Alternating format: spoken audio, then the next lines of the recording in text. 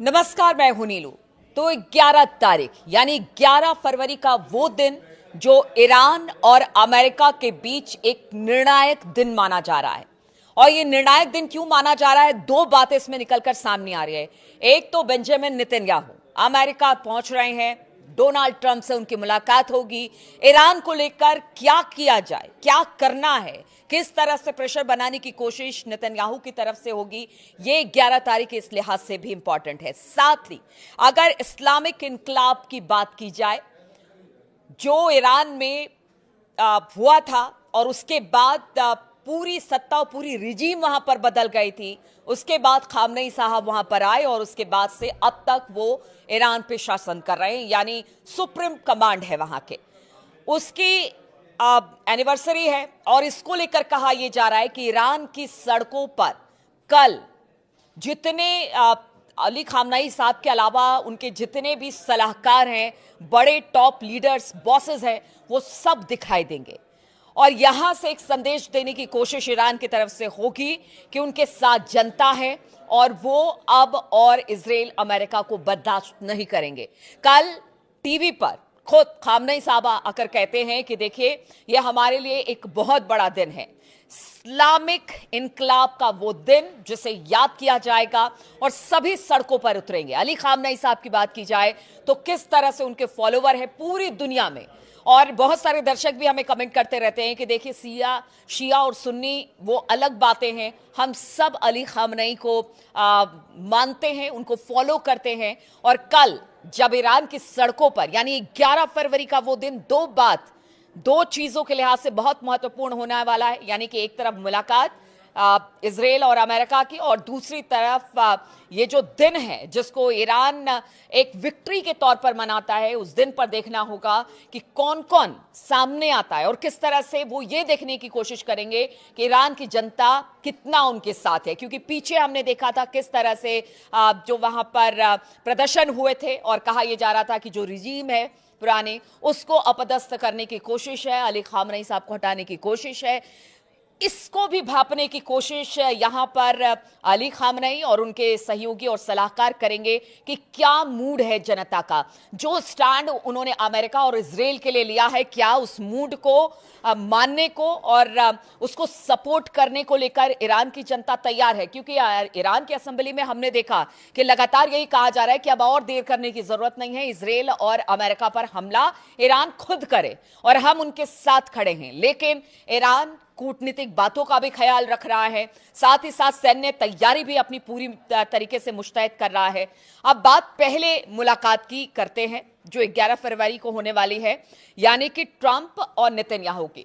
देखिए, ट्रंप चाहते हैं, ट्रंप ने अपने सारे सहयोगियों से बातचीत कर ली है, उनके सलाहकारों से बात कर ली है, सेना प्रमुखों से बात कर ली है और सबका यही मानना है कि अभी बातचीत से ही हल निकालने की कोशिश की जाए। लेकिन नेतन्याहू डिस्परेट हैं इस वक्त कि नहीं, इस वक्त सही समय है, हमला करने का समय है, ईरान में अंदरूनी हालात बेहतर नहीं है और ये सही समय है ईरान पर हमला करे, वरना तो उनकी सुपरसोनिक बैलिस्टिक मिसाइलें इजराइल पर गिरेगी। वो भी 12 मिनट के अंदर। बताया जा रहा है कि कुछ ऐसे सुपरसोनिक मिसाइलें हैं जो कि बिल्कुल 12 मिनट में ईरान के अंदर माफ कीजिएगा, इजराइल के अंदर दाखिल हो जाएगी, जो बिल्कुल पूरी तरह से खत्म कर देगी। कौन कौन से शहर इजराइल के इसके निशाने पर है वो भी आपको बताएंगे। लेकिन नेतन्याहू का यही कहना है कि अब और देर करने की जरूरत नहीं है, ईरान को नक्शे से मिटाना है। इधर ईरान पूरी तरह से तैयार है कि अब और बर्दाश्त नहीं किया जाएगा। नेतन्याहू की जो दादागिरी इस वक्त पूरे उस एरिया, उस क्षेत्र में वो अपने आप को महाशक्ति मानता है, अब उसे और बर्दाश्त नहीं किया जाएगा। और पीछे कुछ दिनों में हमने देखा, जून में जिस तरह से अमेरिका और इजराइल ने मिलकर ईरान पर हमला किया, उसके बाद कहा गया कि तमाम जो परमाणु संयंत्र थे उनको नस्ल नाबूद कर दिया गया, खत्म कर दिया गया। तब भी ईरान ने कहा कि देखिए, हमारे अंडरग्राउंड परमाणु संयंत्र हैं और बहुत ज्यादा नुकसान नहीं हुआ है। वहां से ईरान ने अपने आप को रिपीट किया, यानी वहां से अपने आप को उबार कर लेकर गए और आज इस पोजीशन में है कि वो लगातार ट्रंप और नेतन्याहू को धमकी दे रहे हैं कि एक भी हमला आपके अस्तित्व के लिए संकट खड़ा कर देगा।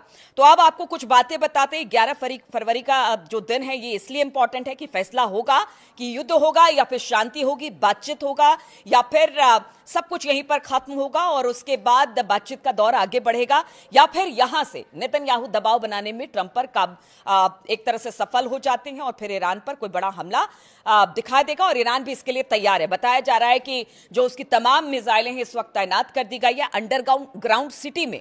कल की बातचीत को लेकर ये सब कुछ हो रहा है और ईरान भी पूरी तरह से तैयार है।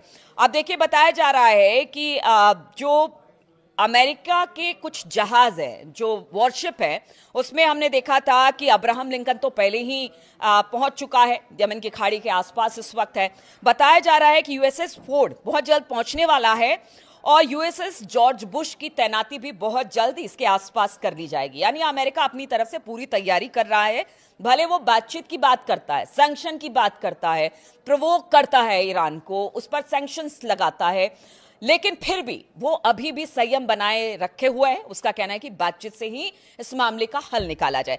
तो इसको लेकर अमेरिका लगातार अपनी जितने वॉरशिप हैं या फिर लड़ाकू विमान है, जगह जगह इसका डिप्लॉयमेंट अभी भी तेजी के साथ आगे बढ़ा रहा है, जिसमें पहले तो अब्राहम लिंकन था, अब फोर्ड और जो जॉर्ज बुश है वो भी सामने आ गए हैं।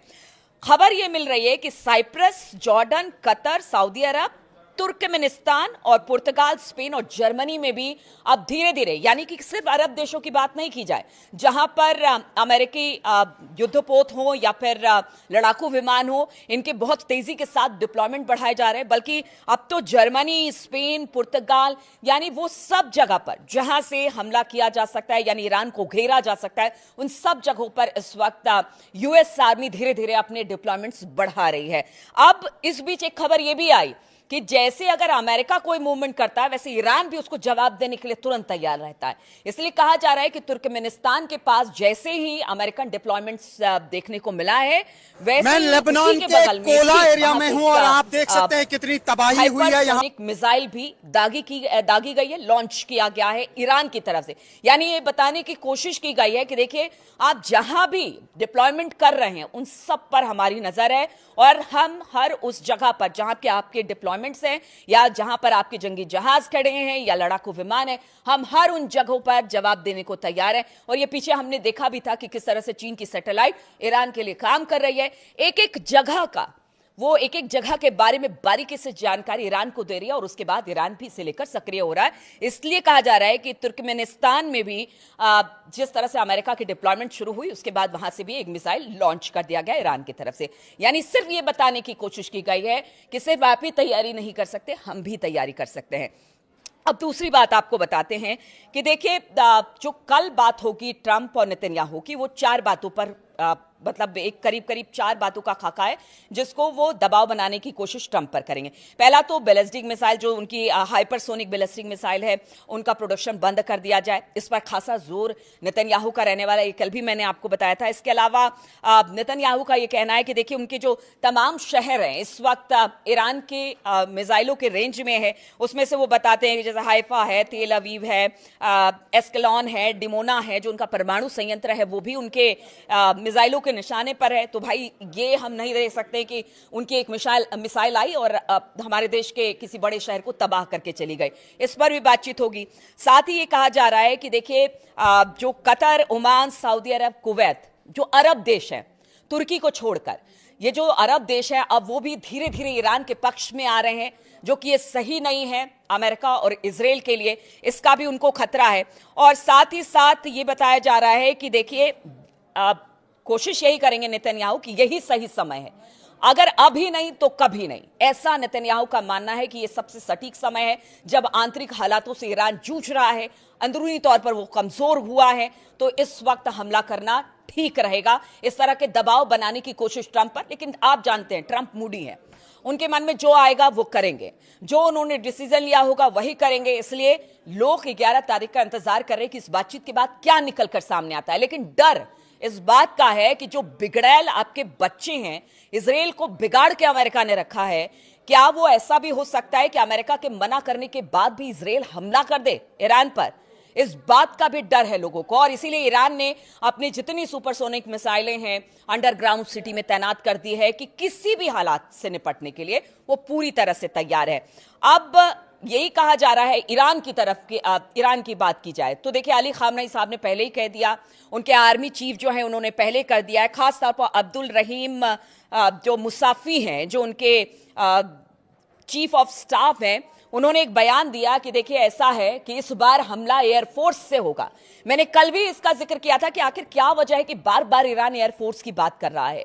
ईरान के बेड़े में क्या कुछ ऐसे फाइटर प्लेन्स जो नेक्स्ट जेन के हैं, जो तबाही मचा सकते हैं, क्या वो पहुंच गए हैं, जिसके बाद एयरफोर्स ईरान की इतनी खुलकर सामने आ रही है और चीफ ऑफ स्टाफ भी ये कह रहे हैं कि हमला ऐसा होगा कि अमेरिका और इजराइल याद रखेगा। तो बार बार एयरफोर्स का भी जिक्र हो रहा है। मिसाइल से तो पहले ही अमेरिका और इजराइल परेशान थे। आप देखिए अगर एयरफोर्स में भी किसी लड़ाकू कोई ऐसा फाइटर प्लेन या लड़ाकू विमान आ जाता है जिससे तबाही मच जाएगी इजराइल अमेरिका में, तो फिर उसका क्या। अमेरिका के भी कई शहर इस वक्त मिसाइल के निशाने पर है ईरान के, और बताया जा रहा है कि उस बात को भी लेकर नेतन्याहू कहेंगे कि देखिए आपके शहर भी अब महफूज नहीं रह गए हैं। तो एयरफोर्स भी पूरी तरह से तैयार है। अली खामनेई साहब ने भी कह दिया है कि हमला होगा, बड़ा हमला होगा। और देखिए कल जिस तरह से इस्लामी इनकलाब की एनिवर्सरी है, उस पर एक बड़ा संदेश खामनेई साहब की तरफ से देने की कोशिश की जाएगी। अब देखना होगा कल का दिन कितना इंपॉर्टेंट है।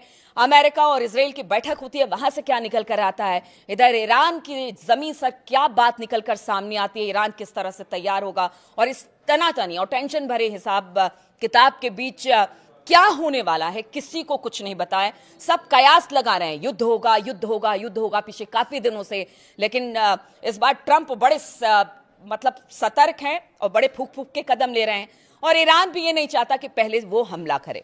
ईरान पूरी कूटनीति के साथ ये कोशिश करेगा कि सामने से हमला हो और फिर उसका जवाब दे, ताकि जो इंटरनेशनल कानून है उसके तहत वो भरपूर जवाब इसका दे सकता है। उस बात का ख्याल भी ईरान लगातार रखेगा। तो देखिए बहुत सारी चीजें हैं जो कल पर डिपेंड कर रही है। 11 फरवरी की वो तारीख जिस पर सबकी निगाहें होंगी, हमारी भी निगाहें होंगी। लगातार हम आपको तमाम अपडेट्स देते रहेंगे और कल का दिन बेहद महत्वपूर्ण है। कल क्या होने वाला है, कल के बाद क्या होगा, ये सबकी निगाह इस पर लगी हुई है।